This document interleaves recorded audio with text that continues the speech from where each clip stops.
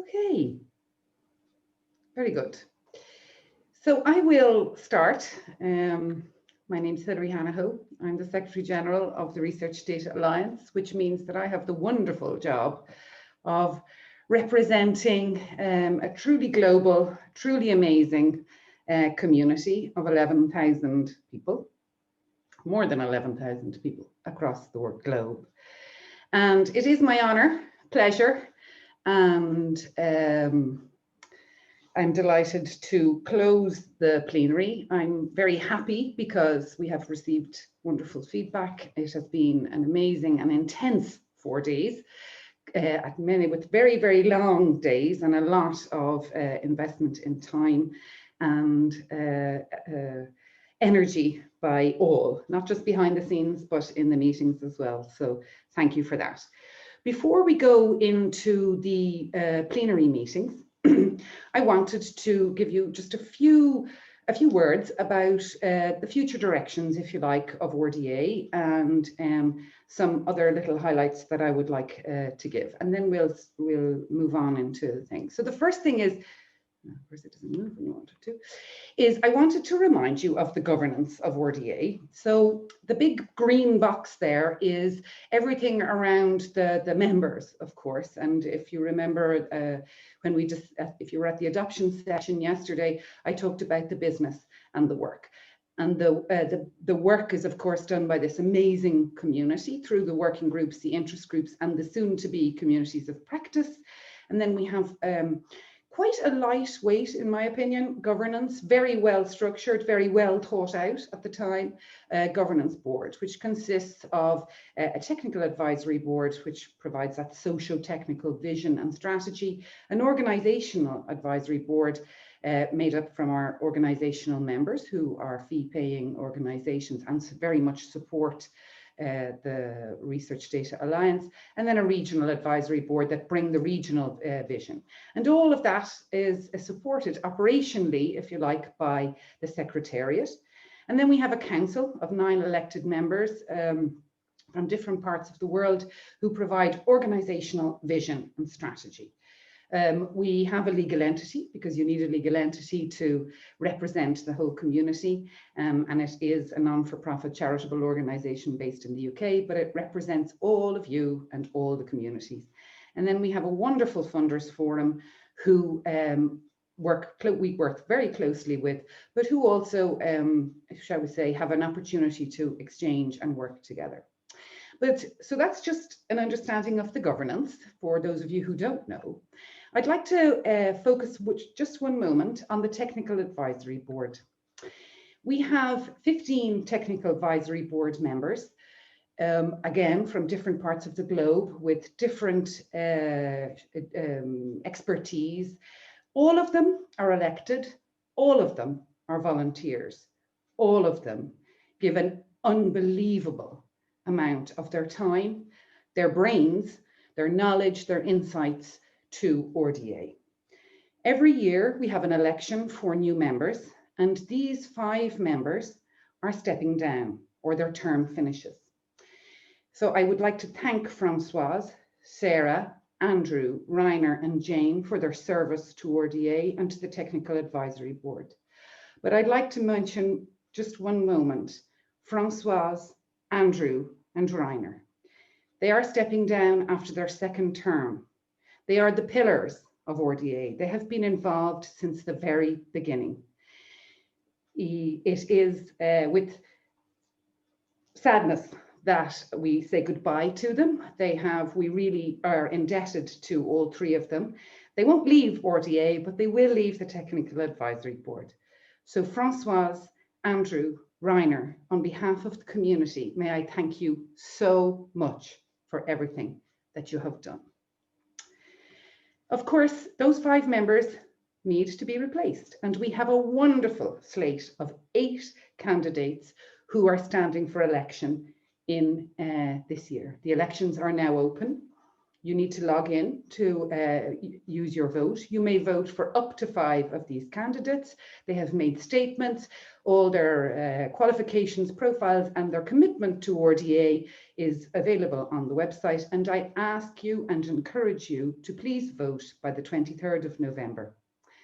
And 5 of them will join the new tab. So I told you I'd talk a little bit, very briefly, about the strategic directions, okay? So the council, that's responsible for the vision and the strategy. And by the way, the council also has 2 members from each of the other governance boards, so from TAB and the Organisation Advisory Board, and soon the Regional Advisory Board. And they have been working very, very hard since June on the new strategic plan for 2020-2023. And it provides, of course, the direction in which and the priorities in which RDA will work and focus on in the next 3 years. This is our 4th strategic plan.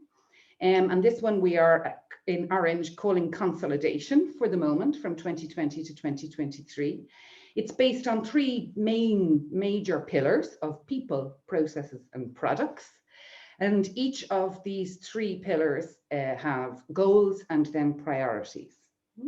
I won't go into them now because next Monday, we will make this draft strategy plan available to the community. We will open a consultation and ask you for specific feedback on the strategy plan, because you are the community and we are devising this plan also for you and for the organization. So we very much value your feedback. So you will have an opportunity for 2 weeks to consult on that. Part of that strategy plan, of course, will see plenary meetings in whatever guise that we are currently rethinking how plenary meetings will take place in the future. We normally would have 2, one every 6 months in a different region across the globe. Things are changing, as we know, not just because of COVID. Hopefully we will actually get back to travel at one point again, but this virtual world has shown us that there are many opportunities and many possibilities and many other ways of interacting. So the plenary are part of the plan, and we will definitely work on how they work. But we do have some planned anyway. So I would like to invite our colleagues, Kevin Ashley and Alex Delipata, who have taken on the unenviable task of the 17th plenary meeting in Edinburgh, and ask them to tell us all about it. Thanks very much, Hilary. Just wait. My name's Kevin Ashley. I'm director of the Digital Curation Centre that's based here in Edinburgh, but also chair of the programme committee for Plenary 17. So on behalf of the Digital Curation Centre and our colleagues at JISC and UKRI, I've put on a tie for the first time in 9 months to formally welcome you and invite you to join us in April for Plenary 17 on the theme of opening data for global challenges. I can't promise that Edinburgh always looks like it did in that picture, but it is always beautiful, and it's home to many festivals, and we're looking forward to adding to that number. But it's not just about the place, is it? It's about the data and what happens here. You're going to get the chance to connect with lots and lots of different data-driven organizations in a city that claims the title of European Capital of Data. And even if you don't agree with that particular sobriquet, I'm sure you'll get a great deal out of engaging with organisations as varied as the Data Lab, the City Council, the Edinburgh International Data Facility, Creative Edinburgh, the Usher Institute, and many, many more, who are using data not just in academic research, but in city government, in health, in the performing arts, in the finance industry, and much more, and also working to equip the next generation with the skills to match that. It's also the opportunity to learn more about what's happening on a wider UK stage, about the initiatives from our colleagues at JISC and UKRI. Have been doing so much over the years to help people grow their ability to build those bridges, to share data, and to build the infrastructure that supports it. And of course, it's also the chance for you to share what you've been doing in the working groups, the interest groups, and elsewhere, with what I'm happy to say is one of RDA's most engaged audiences. Statistics show that folks in the UK are always up there amongst with the highest attendance for plenaries wherever they've taken place around the world. But we can't necessarily all be here. Perhaps none of us can. So we are currently pursuing a twin track of planning. We're really hoping that we're going to be able to run a hybrid plenary in which part of the event will take place physically here and part will involve a virtual element with everybody able to participate equally. You'll be able to join us in Edinburgh wherever you are. But we're also in parallel planning for the possibility that it will be another virtual event like the one we've just seen. But we want to make sure that whatever the future holds, and clearly there's still a lot of uncertainty there, you're going to get a great event.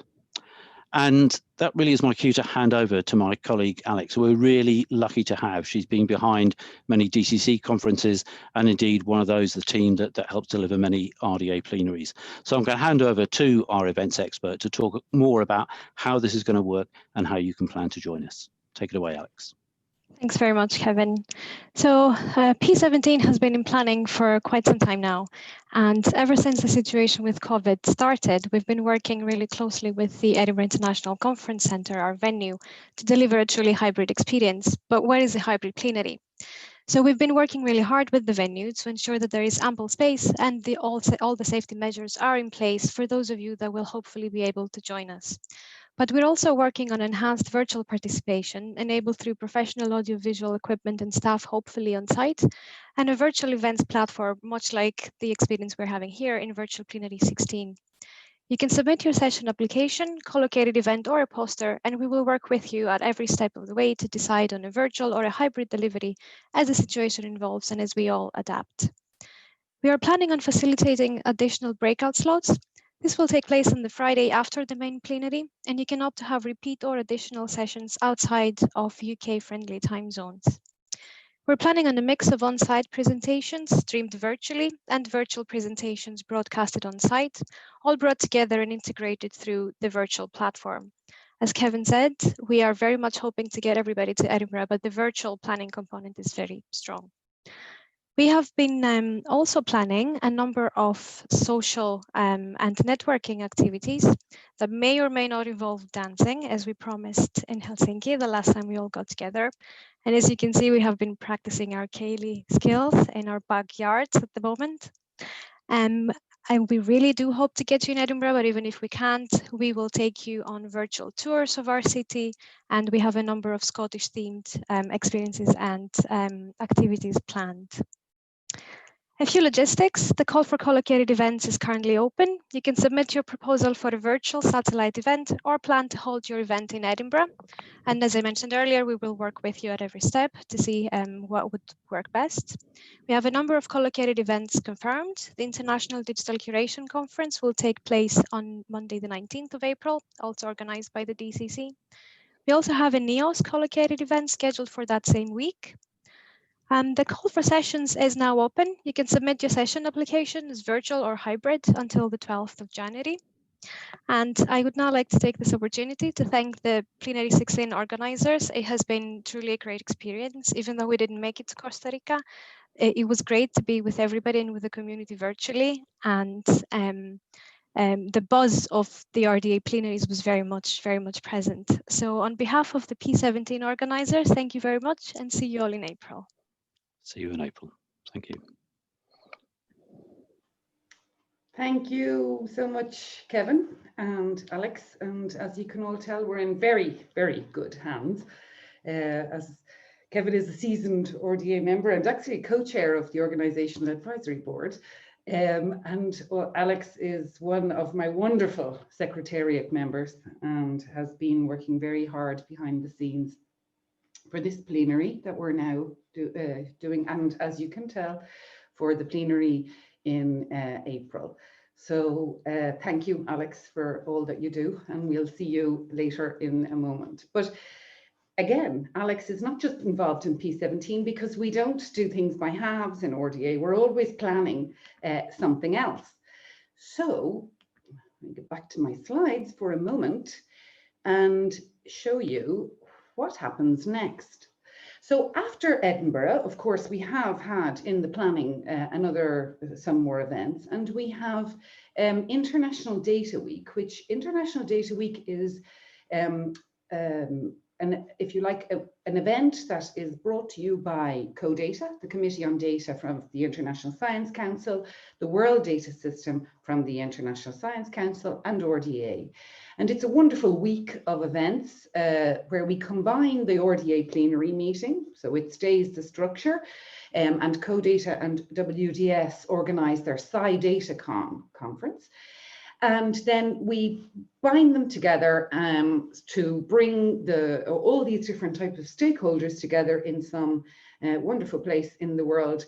And we've had 2 editions already, one in 2016 in Denver, US, and then in 2018 in Botswana. And so I would like to share with you the insights to the next plenary. The new wave of arts with K culture, K fashion, K food, and even K quarantine. In Seoul, the center of K culture and 5,000 years of history, the 3rd International Data Week begins to take a quantum leap to the data-driven future. International Data Week 2021. The 3rd journey of the International Data Week will begin in Seoul, Korea in 2021, after the successful hosting in Denver, USA in 2016, followed by Gaborone, Botswana in 2018. Under the theme of Data to Improve Our World, we will emphasize importance of data, considered the core of the 4th Industrial Revolution. All the data experts, including researchers, librarians, and IT professionals, will gather in Seoul to discuss ways to transform our world through data in various and different fields, such as research, data governance, openness, sharing and infrastructure, and so on. Hosted by 6 organizations, including KISTI, and sponsored by the Ministry of Science and ICT, the Ministry of Culture, Sports and Tourism, the Seoul Metropolitan Government, the National Research Council of Science and Technology, and the National Assembly Library of Korea. The IDW 2021 will take place in the best, great venue with convenient facility. For the conference and for relaxation, IDW 2021 will be held at both Seoul Dragon City, the first lifestyle hotel complex in Korea, and Sum 7, floating island on the Han River. Conveniently located near Yongsan Station and featured with 4 individual hotels, Seoul Dragon City is the greatest venue with spacious grand ballrooms and meeting rooms. You would have fond memories of IDW 2021 at the conference banquet held on the 3rd day at Sum 7, 3 giant artificial islands floating on the center of the Han River. By jointly holding the 18th RDA Plenary Meeting and SciDataCon 2021, the IDW 2021 is particularly special in its scale and meaning. This year, the IDW 2021 runs for 9 days, starting with the pre-event of CODATA, RDA, and WDS on November 6, 2021.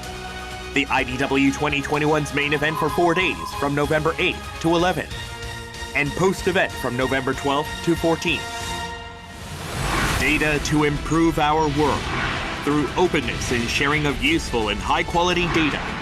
IDW 2021 will be accompanied by all the data experts to overcome challenges and adapt to changes in various areas, including climate change, disease, and starvation. The ID 2021 in Seoul, Korea. It starts now.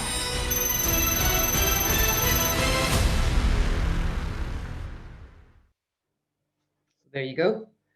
They don't do things by halves, our Korean colleagues, do they? But yeah, so if you think about it, in 12 months' time, almost to the day, we would be dancing and dating for 9 days, as they're putting in the chat. And so you can really tell people are dying to go to meetings. So hopefully we'll go to Edinburgh, and then we'll all meet in Seoul. And then there'll be a bit of a gap. But after that, oh, and by the way, before I move to the next one, we're going to show you the SciDataCon, I believe, though I haven't had the details yet, but we believe that the call and the program will be open very soon, possibly before the end of the year. For RDA, we will open the call for sessions a little earlier than usual, though we'll have to check with our wonderful TAB Technical Advisory Board timings, because while they don't have a clashing event, we do have to concentrate on the next one that's coming on. So we'll keep you up to date on that. But of course, as I said, IDW is organized by those 3 organizations. And when we put out a call for bids a couple of years ago for 2021 and 2023. So now I'm going to let you know about 2023.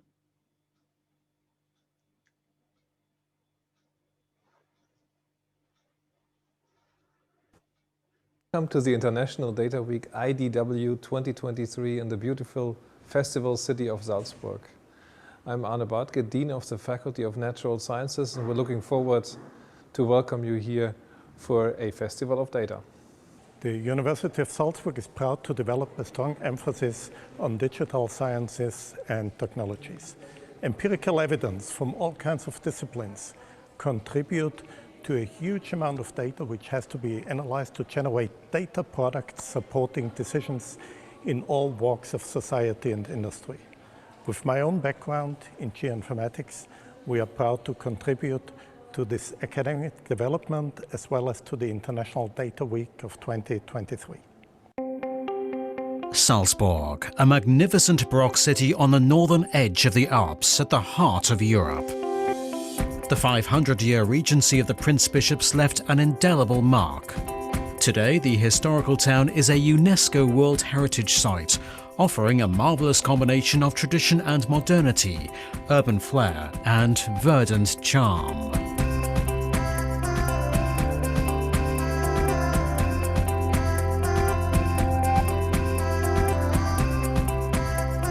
Salzburg is a city of music and the festival, an information hub and one of the world's most popular tourist destinations. Salzburg Airport offers excellent international flight connections, and every year, fast trains bring over 1.5 million guests to the home of Wolfgang Amadeus Mozart and the sound of music. Salzburg Congress is located in the heart of the city, right next to the world-famous Mirabell Gardens. The facility upholds Salzburg's long tradition as a venue for European scientific and medical congresses. The 5-story Congress Center is a sophisticated work of architecture that impresses with design clarity, purest facilities, and maximum versatility. Interior design variability and the lack of proprietary branding ensure there's plenty of space for individuality.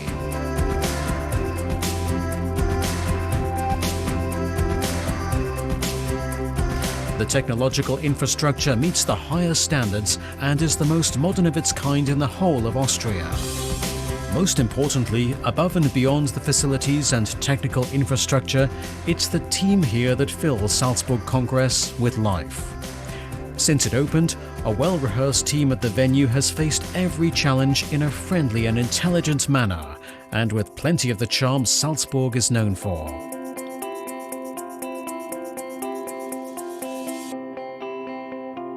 Salzburg Congress, the charming way to succeed.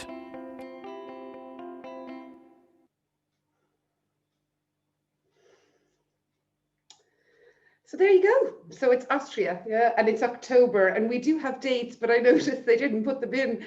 I don't know if that's just in case, but in any case, it's all on the website about it and where we will go, but they're really organized, and we're already having planning meetings and everything. So you see, we're always worried about where we're going to take you the next and what we're going to do. 2022 is a question mark, but you'll find that out soon. So let's go back to P16, okay? So you've seen now, you have a few dates you can put in your diary, but I would like to go back to P16 and invite Marcella and Gabby to come on video, if you may, if you would. So you, I think I saw Gabby in the list there, if she's ready, but anyway. I wanted to, so Marcella and Gabby have both been fundamental, together with other colleagues, but fundamental in this. And I asked them, would they join me just for a few moments to give their reflections to you on this virtual plenary and their thoughts and things before we go through a few other aspects of things. So Gabby, I can't see Marcella anymore. I don't know what happened. Yes, I don't see. I'm here. Oh, there you are. There you are. There you are. There you are. So yes, just of course, you, as I said in the opening, you've planned this twice, physical and now virtual. You've been through an intense 4 days of meetings. I know they're not all finished, but please give us a few of your thoughts and whatever you'd like to say to. Thank you, Hilary. And well, we want to take this opportunity to thank you personally, and of course, thank the organizing committee and the RDA staff for their amazing work during this event. We are very sad that we didn't have the chance to welcome you in person here in rainy Costa Rica, but we do hope that we get to know you in person in the near future, maybe in Edinburgh and Seoul, or here in Costa Rica. If you happen to visit in the future, please let us know. From RDA Costa Rica, we have a lot of things to be grateful for. This event was an excellent window for professionals from our country and our region to see what the research data world is about outside of Latin America, and hopefully to connect new members with their working groups of choice. We are happily seeing how the numbers from the RDA Costa Rica node are increasing in these last days. We also wanted to recognize Dr. Leslie McIntosh, previous RDA UX Executive Director, for her guidance in creating the RDA Costa Rica node, and of course for her idea to bring the spotlight of this plenary to Costa Rica. We extend our appreciation to current RDA US Executive Director, Rebecca Cosquela, and the RDA staff, since we are aware that this event wouldn't be possible without their financial support through the Moore Foundation and NSF grants. And now I give the space to Gabby to tell us a little bit more about the Costa Rican node. Yes, and I think not only the support, the budget and all that we had, but the patience, because we didn't have any experience in organizing that kind of event. And I think I loved it. I think it was really great. And I'm pleased to announce that the RDA Costa Rica node is growing, is up and running. And tomorrow we will be launching RDA the Americas, okay, RDA de las Americas. And that would be great, because with the help of RDA US and RDA Canada, and the hard work of Andrea Mora and Charlene Sanchez and Eva Campos from RDA US, we hope to be growing as a region of the Americas, and to be a bridge for other countries and other institutions in the continent to join RDA as nodes and really be established as country members, okay, of RDA.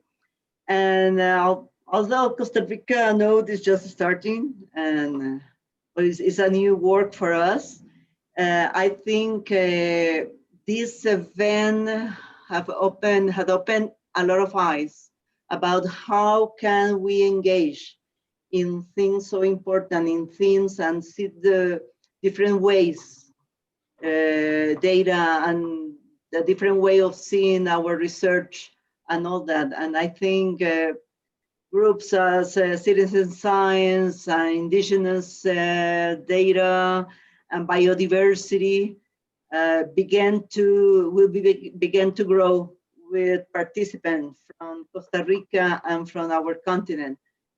And I think the event opened our eyes and opened the discussion related to data, and not necessarily what we are doing now, but I think we'll be engaged in that kind of practices.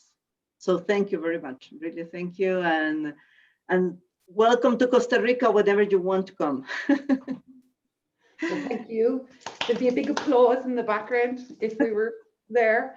But I did say it the other day, and we had one of the region of the Americas, and as Marcela alluded to there's the launch tomorrow, and both Rebecca and I made a commitment that we hope to be able to come true on, that this is at the first available opportunity. We will come, we will organize a series of follow-up meetings with the node and the people on the ground and the community that would like to get engaged, and others. So it's a commitment that we've made, and we will honor that commitment.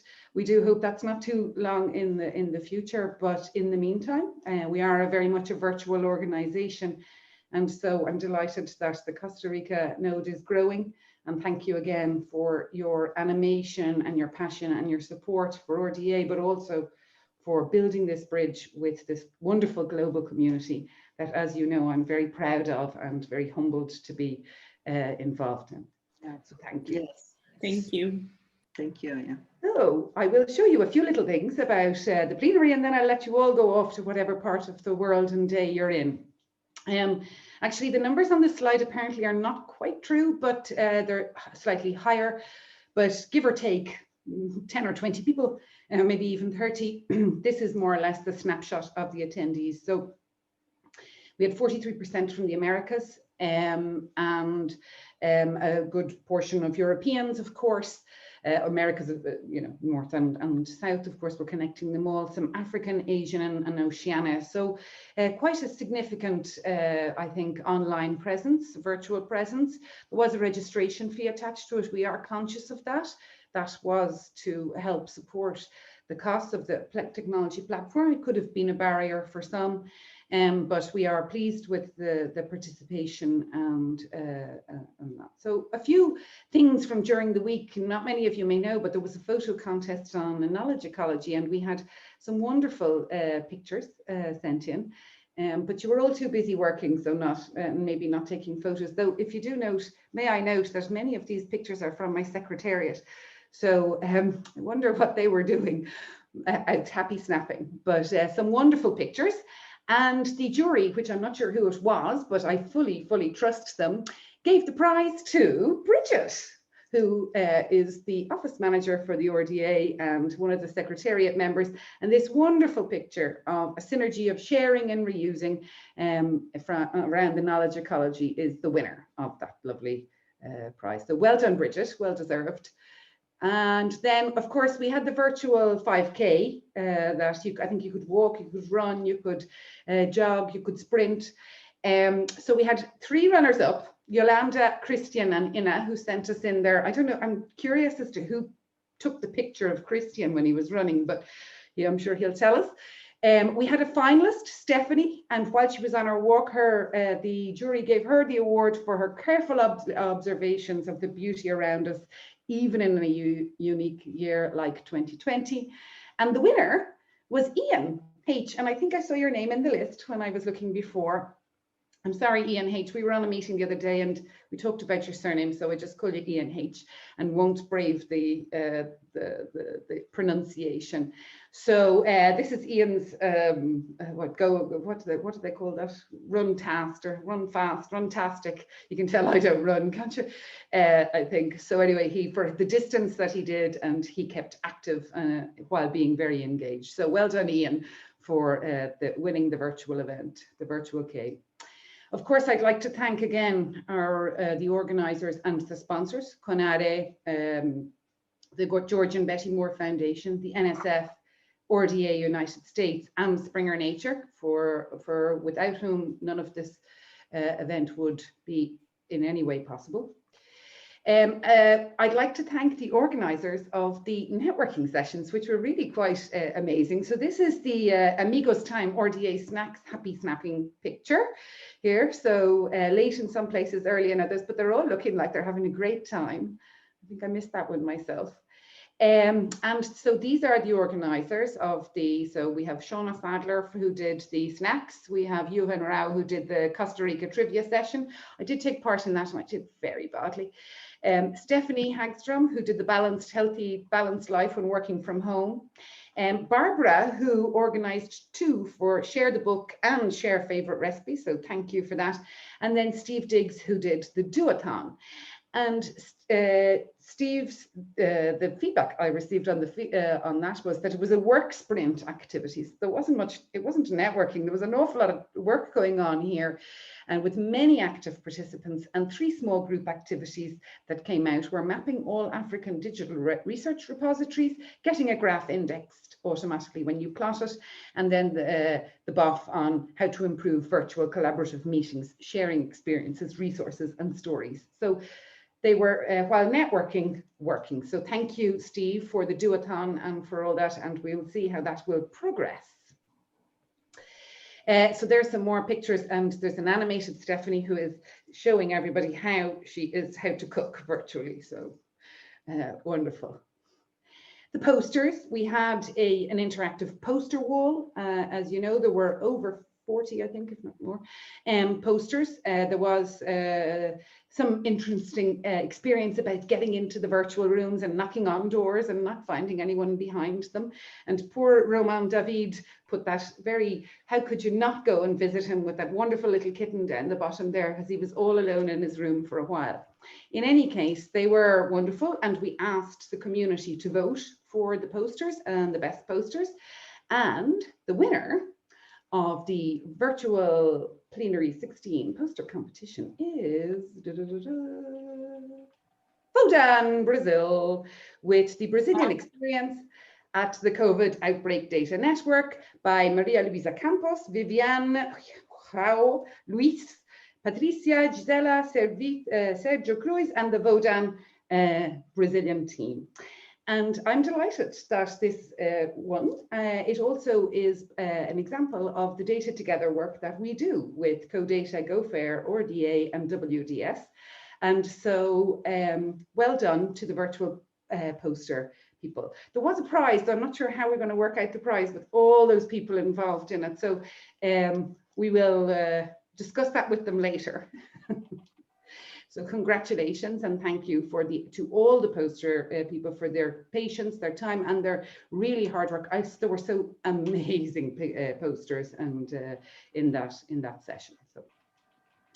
And there we go. Oh, the adoption session last night, we got some lovely feedback about that, and they were all very animated. I see I'm on the screen there twice, but it was very interactive, lots of discussion and talking, and Claire's phone was one of the highlights for many people of the event, and Claire will be auctioning it because it's such a special piece of art, we are told. Of course, I must thank the technical and the linguistic support. This is the first time we've ever had interpretation at any of our plenary meetings. And of course, it's virtual interpretation as well. So online, not easy. We've had Roxana and her team from RGF Translation Services. Many thanks, Roxana. You have been exceptional and been very patient with these fast-speaking, English-speaking people. And I asked for us all to speak slowly in the beginning, and I think I'm guilty of speaking fast myself. So thank you so much for everything that you've done. And of course, to StreamPoint Solutions, the technological platform providers who have done an amazing job. So Sarah and her team and all the people behind the virtual platform that have facilitated this virtual environment and have been working hard for many months to create this platform especially for us. So thank you very much. Of course, the part of the platform was the virtual, the social wall, which was a lovely thing to be able to go in and see what people were tweeting. And then the facilitation, of course, of all the pre-recordings and the things. This has been a massive undertaking. It has been very, as I said, difficult for us to plan. We know that everyone has moved into virtual mode. For RDA, we did do one in Melbourne, and we were very lucky to get the support of the local organisers to turn things around very quickly, but it was different. It was over 3 weeks and we planned it in a different way. Obviously, we're looking to repeat this experience in the future, because I don't think we'll ever go back to a just physical or a remote access event again. I think that's what we could call what happened in the past in RDA. We were allowing people access, but maybe not facilitating participation in a hybrid way, particularly when there's physical. That is going to be a huge challenge for our hosts in Edinburgh or Seoul, if we do manage to have a physical component. So I really ask you, you will get an email about it, but I ask you to please take some time to provide your feedback on the survey. Use it well. Please give us your feedback. It's very important.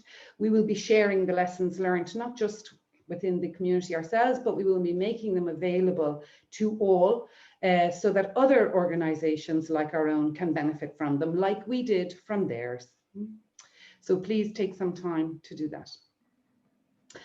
I would like to ask if it's possible for my colleagues who see themselves on this screen to turn on the camera. So I'm not sure that they're able to do that, but I'm going to stop sharing for a moment. So I wanted to ask all of those wonderful people. So these are, so I'm the face, you know, and I get to stand up here, as I always say, and say, yay, it was great. And I'm do not that much actually. And behind the scenes, there are this wonderful, wonderful, wonderful group of people. I really am indebted to you all. You are fantastic. You just, I don't know, you go way beyond the call of duty. And I hope the community understands and appreciates, as much as I do, your effort, your dedication, and your passion for this community, and particularly for this event, which I know was very difficult and for us all. But I hope the others feel the same. I think it has been absolutely amazing. And I'd like to thank you, because it's because of you that it has been amazing. So thank you so much. And with that, I am finished. I will thank and say goodbye to all these lovely faces. We'll be seeing each other soon again. I hope we'll see many of the people in the audience in Edinburgh. And of course, stay in touch. We are trying to facilitate as much as possible meetings and virtual meetings for you online to continue the work that you started here. So I look forward to seeing you all. Please get in contact with us, and thank you so much again. Goodbye. Bye. Thank you. Thank you very much. Goodbye.